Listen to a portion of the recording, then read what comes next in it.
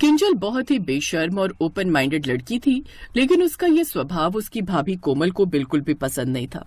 कोमल खुद बड़ी ही सिंपल और संस्कारी लड़की थी। वो नई नई शादी करके अपने ससुराल आती है। कोमल जितनी सिंपल थी, उसकी ननद उतनी ही मॉडर्न थी। कोमल की नई नई शादी हुई थी, लेकिन कुछ दिनों में ही उसे अपनी ननद के रंग ढंग समझ आ गए थे। ऐसे ही एक रोज शाम के समय जब कोमल तुलसी में दिया रखने आंगन में जाती है तो देखती है कि उसकी ननद किंजल शॉर्ट ड्रेस पहने हुए एक लड़के की बाइक से उतरते हुए उसे गले लगा रही है। Bye Rahul and thanks for the lift.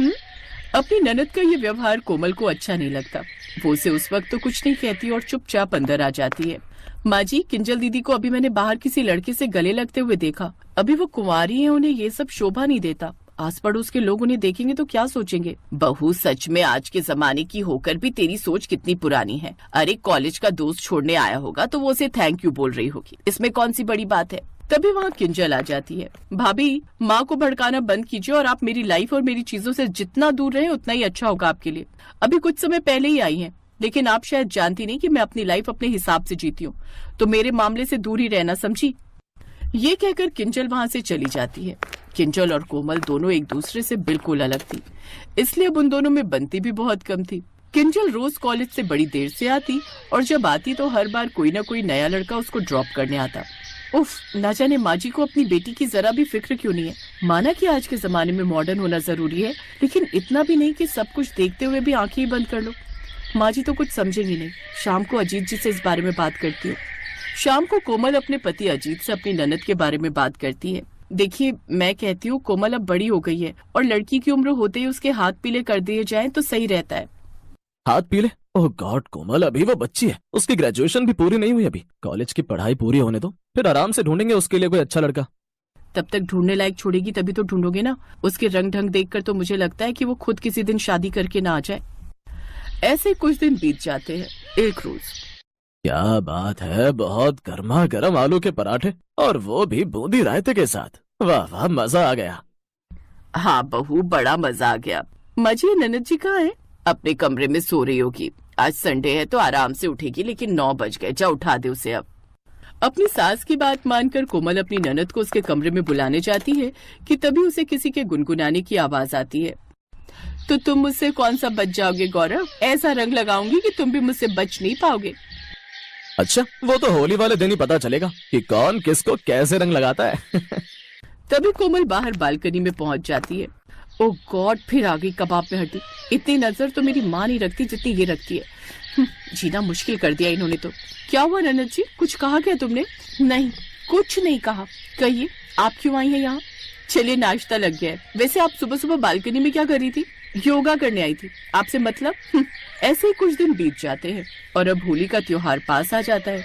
कोमल की सास उससे कहती है, कोमल बहू, तुम्हारे अपने ससुराल में पहली होली है ना, तो वो खूब धूमधाम से होनी चाहिए। मैंने घर में एक बड़ी पार्टी रखी है, सबको बुलाएंगे। उसकी तैयारी के लिए चलो बाजार चलते हैं। तुम अपने लिए नए कपड़े भी ले लेना। हाँ हाँ माँ, मैं भी चलूंगी। मुझे तो होली बहुत पसंद है और मैं भी अपने लिए शॉपिंग करूंगी। किंजल भी उनके साथ शॉपिंग पर चली जाती है, जहाँ बाजार में हर तरफ होली की रंगत थी। तरह तरह के रंग, पिचकारी और कपड़े मिल रहे थे। ये वाला सूट देखो, ये कितना अच्छा है। ये आप पर खूब खिलेगा मैडम। ठीक है, आप इसे पैक कर दीजिए। हाँ, मुझे तो ये वाली व्हाइट वेस्टर्न ड्रेस पसंद है, मैं इसे ही लूंगी और साथ में चश्मा भी। लेकिन ननद जी, होली पर आप सूट सलवार पहने तो वो ज्यादा ठीक लगेगा। वहाँ कितने तरह के लोग आते हैं और ऐसे कपड़े। ओह गॉड भाभी, आप फिर अपना ओल्ड फैशन लेकर शुरू मत हो जाना। कोमल चुप हो जाती है। कुछ देर बाद वो सब शॉपिंग कर वापस घर आ जाते हैं। ऐसे ही होली का दिन आ जाता है। कोमल सुबह जल्दी उठकर होली की तैयारी कर लेती है, तो वहीं किंजल भी शॉर्ट ड्रेस पहनकर तैयार हो जाती है। आज लग रही हूँ मैं एकदम पटाखा। आज तो सब मुझे देखते ही रह जाएंगे। कोमल भी अपने पति के पास जाकर उसे रंग लगाती है। ये लीजिए जी, हैप्पी होली। तुम्हें भी यहाँ की पहली होली मुबारक हो। चलो अब जल्दी से चलते हैं, सब मेहमान आते ही होंगे। उनके घर में मेहमान आने शुरू हो जाते हैं, जिसमें किंजल के दोस्त और पड़ोस का गौरव भी रंग लगाकर वहाँ पहुँच जाता है और किंजल के चेहरे पर रंग लगाता है। Happy Holi baby. Happy Holi YouTube. चलो अब साथ में डीजे पर डांस करते हैं। कोमल लगातार अपनी ननद पर नजर रखे हुए थी, क्योंकि उसे गौरव और उसके दोस्तों के इरादे ठीक नहीं लग रहे थे। सब पार्टी में व्यस्त हो जाते हैं और इस मौके का फायदा उठाते हुए गौरव और उसके दोस्त किंजल को भांग पिला देते हैं और फिर बेहोशी की हालत में उसे कमरे में ले जाते हैं। अब आज हम तुझे बताएंगे रंग कैसे लगाते हैं।